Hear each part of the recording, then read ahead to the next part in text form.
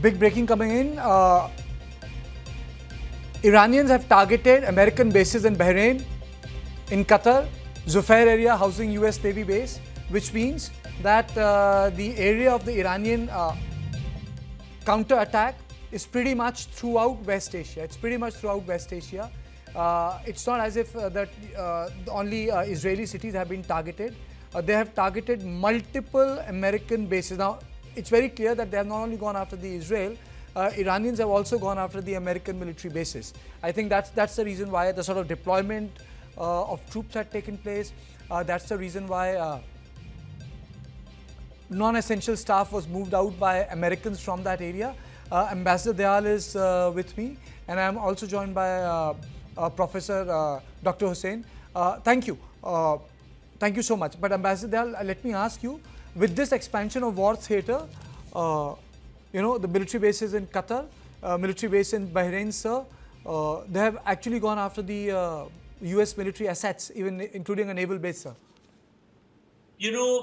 The Arab countries which are in the region had tried to send across a message that they will not allow the bases which have been set up by America on their territory to be used in the case of a conflict.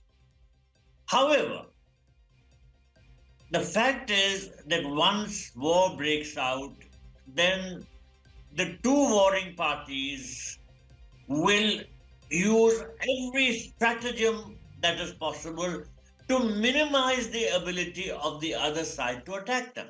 And these bases can potentially be used to strike at Iran. So despite the pleas of the Arab countries not to target these bases because they don't want to get involved in the war, the fact is that there was always a danger of these bases coming under attack. Now that is what is happening.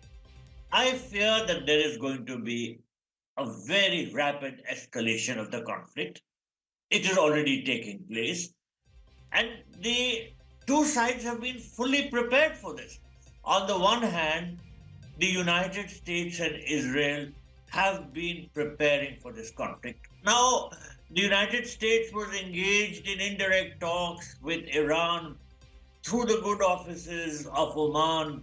Talks took place in Muscat, they took place in Geneva. The Omani foreign minister said that these talks had gone on very well, and yesterday he said there is every possibility of a deal. But Trump had categorically said that he's not happy with the way things are going on, etc., indicating all along that he wanted to go ahead with the attack. Now, the talks were just a facade. They were a cover-up. They enabled the Americans to get ready for the conflict. And now, these attacks by Israel, which clearly have been carried out with the full involvement of the American side, these have happened as the second US warship, the USS Gerald Ford, has come very close to Iran. So it is all very well planned and synchronized from the side of America and Israel. Iran was engaging in talks, but it was also always prepared for any attack on itself and prepared to retaliate, and that is what it has done. So I'm afraid that there is every likelihood of the conflict escalating. Ambassador, please stay with me.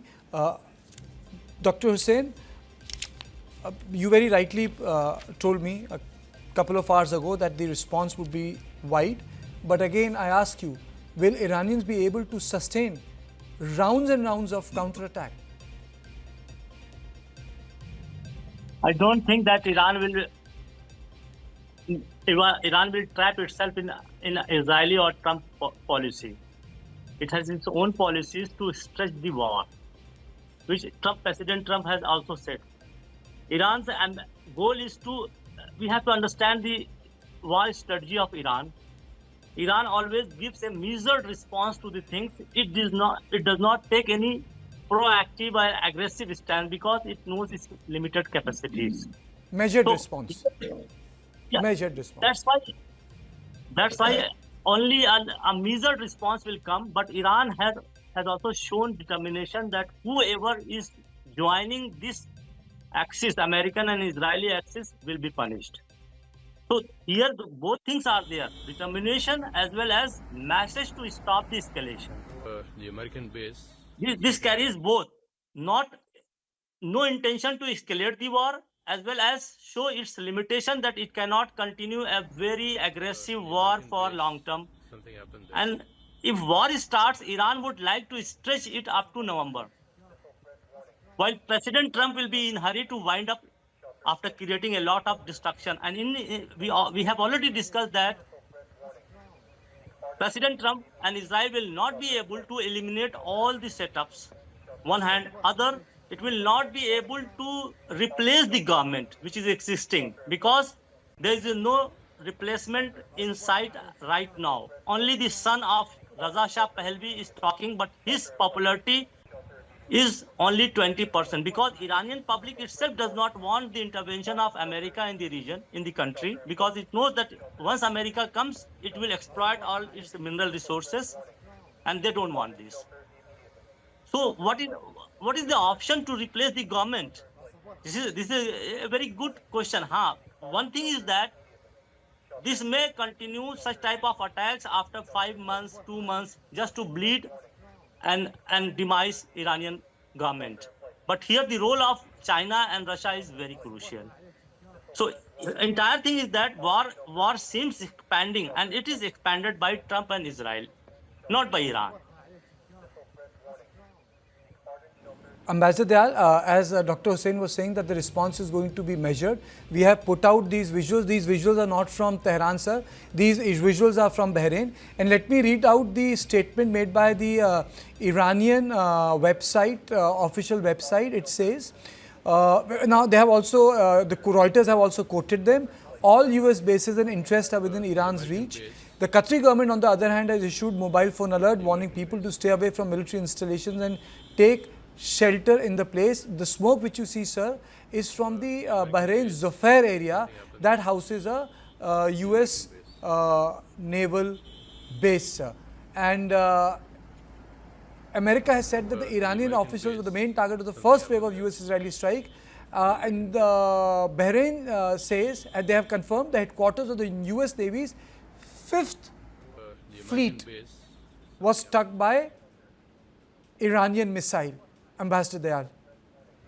Well, you know, when a conflict of this sort breaks out, it becomes very difficult to contain it. It may be said that there will be a measured response by Iran, but then things always spiral out of control, and I'm afraid that that is what is likely to happen.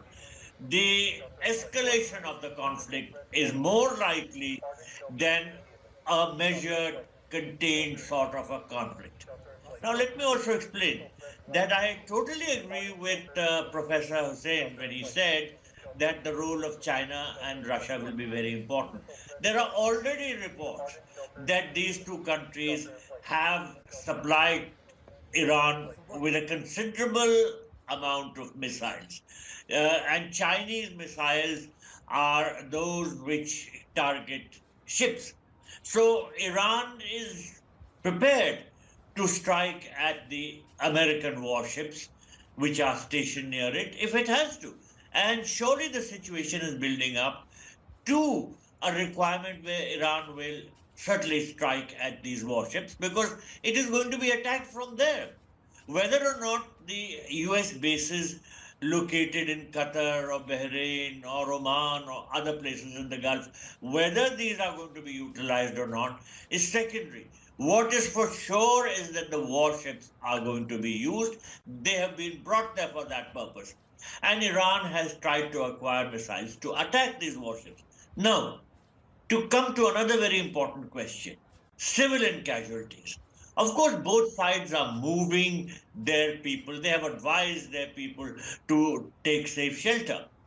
But you know, already the attacks have targeted civilian areas. In fact, the first strikes by Israel targeted well known civilian areas in downtown Tehran. And that is where the offices of the important people in government are located, and that's pretty close to the presidential compound. Now, clearly there is a targeting of civilian areas, and the pretext is that armed forces installations have been set up in these civilian areas. So both sides will go full hog, and there is not going to be any sort of desire within either warring party to have only a limited strike. They will strike as much, as strongly, and wherever they can. So, this question of being able to contain the conflict is going to be very difficult. I suspect that there will be a rapid escalation, and all along the Americans were preparing for it. When they were holding talks with Iran, it was just to give the wrong sort of impression that they want peace, they want negotiations, they want to settle. The two sides were so far apart in their positions that an easy resolution through negotiations was not possible. And the Americans were really building up their armed forces and attacking. And so were the Israelis. Now, surprisingly, the Israelis have launched this attack just a day after our prime minister visited that country. 27th was the only day in between, and then we find this attack taking place. So there was, I don't think, any indication that they were going to go in for such an attack, although they were fully prepared. And although our prime minister has always said that this is not an era of war, his interlocutors like Israel, like the United States, like Iran, have taken on positions which are inevitably leading to war. I see on your screen that the Israeli officials have issued warnings. Yes, both sides have been warning the other, but sadly, these warnings are going unheeded, and both sides are doing whatever is possible to be able to strike the other side, and therefore, as I said, an escalation of the conflict seems extremely likely. Absolutely. Dr. Hussain, very rightly pointed out by Ambassador Dayal, do you think that there is something called, there's a word called escalatory ladder, generally used, in context of wars. Do you think that they will be in control of an escalatory ladder? Nations do that. But right now, Iran has attacked Bahrain, Qatar, Kuwait, and now we have the satellite imagery of F-22 Raptors also stationed in the Negev desert of Israel. F-22 Raptors have never been stationed outside in war theater. That's the tip of their Air Force arsenal. That's the most sophisticated planes the Americans have. It's for the first time they have deployed, I'm sorry I'm using these military parlance, it's for the first time they have deployed F-22 Raptors in Israel, anywhere outside America. And the satellite imagery is out. Last week, there was a talk that what Iran could target of in Israel. The nuclear facility at Dimona was at the top. So Raptor is there is no surprise. Because Iran is also prepared when there will be no going back, it will go forward and hit all those things. And it may also launch a total war when there is no escape from that situation. And again, I retain my stand by looking the warfare strategy of Iran. It has never been aggressive because it knows its limitation. It has always given a measured response, not even in full-fledged. Even when Qasem Soleimani was killed by America in 2020, there was a negotiated attack on Iraq because Iran knows this limitation very well, but it is playing its card in that situation to that extent that I am not responsible for war. You are imposing war on us. We have right to respond. And in that line, a couple of days back, Iran sent a letter to United Nations and saying that I have full-fledged right to defend myself if America attacks. So here, what America wants to expand the theater of war in the region, while Iran wants to respond only. Why America wants to expand the theater of war in the entire region? Because it thinks that Iran may be collapsed, the regime may be collapsed. Collapsing of Iran means what? Removal of Russia and China from the region. Then where these helpless monarchies will go? They cannot even fight with the proxy groups there, which they themselves have financed. So automatically they will go into the fold of America and Israel. Israel will be a preponderant power in the region. This simple, the chemistry is very simple and logical. And this war will come to, looking the relation of Israel and Pakistan, it will come to here. So that war is not going to confine in West Asia also or Muslim or Arab world.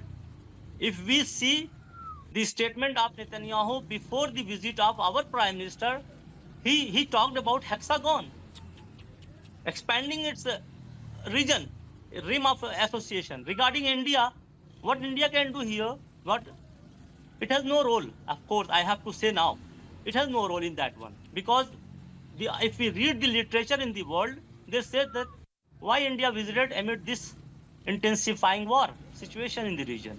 It has clearly shown its side. Even if Iran will accept if India intervenes. If India comes on the Ambassador Dayal, before I take a break, do you think there's a possibility of any pressure from Russians and the Chinese, or do you think that they're going to stay away from this theatre, sir? Well, first of all, let me mention that our Prime Minister visited Israel because of India's interest. We have a very important defense and security relationship. We are interested in strengthening our anti-missile air defense systems. And that is the principal reason why Prime Minister's visit took place, to push the possibility of getting the technology from Israel for manufacturing the Iron Dome and the Iron Beam. So it was not a visit which was taking place in the context of the escalating tensions. It was a visit taking place against the background of escalating tensions for us. We have a very endangered security environment, and we need to strengthen our ability to bring down missiles. You know, at the moment, the systems which we have, S-400, they're expensive to use. The Iron Dome system and later the Iron Beam system cost much, much less to actually use than the existing system. So we do want to strengthen our anti-missile air defense systems. And I don't think the analysts who are speaking of Prime Minister's visit as if it was something to do in the regional context and the hexagon and all that, that is not the correct position. It was aimed at strengthening our defense capabilities and should be seen as such. So before I let go of you, do you really expect the top leadership, in case of a sustained operation, to flee Iran? So you have served there. You said you served there. You have served in Washington also. Or do you think that they're going to dig in the heels? If you recall, sir, even Saddam Hussein didn't run away. You know, he was caught. Yes, but Bashar al-Assad did. Yes. And what the Americans are certainly trying is a regime change. It goes beyond doubt. There have been immense statements from the American side, many statesmen, numerous statements indicating clearly that what they want is a regime change. So the conflict will escalate. And if Ayatollah Khamenei, his relatives, and some of his close associates leave, then that is the sort of situation which the Americans are projecting as one where the conflict can be brought to an end. In other words, the Israelis and the Americans are prepared to escalate the conflict. The Iranians also could do so, but at great cost, because the American and Israeli might, let us face it, is much greater than that of the Iranian side. So the conflict will escalate to Iran's disadvantage. And the Americans have clearly said that they want to bring about a regime change. And a regime change clearly means that the Ayatollah and his close associates leaving the country, because otherwise they will be targeted. So if they leave the country, the conflict comes to an end. That is the scenario which is being projected. Whether the Iranian regime actually digs in its heels and decides to fight is a separate matter. But as I said, if it does so, unfortunately, the costs for the Iranian people are going to be colossal. You say it's time for a short break, but I must say that your analysis on Iran is spot on, sir. It's just spot on. Thank you so much for making time for News 9. And I really concur with you what you said about the Prime Minister. It's about our interest. It's the Indian realism that counts, Indian security and perception that counts, or what we make of our situation. Thank you. But our coverage of this war continues after a short break.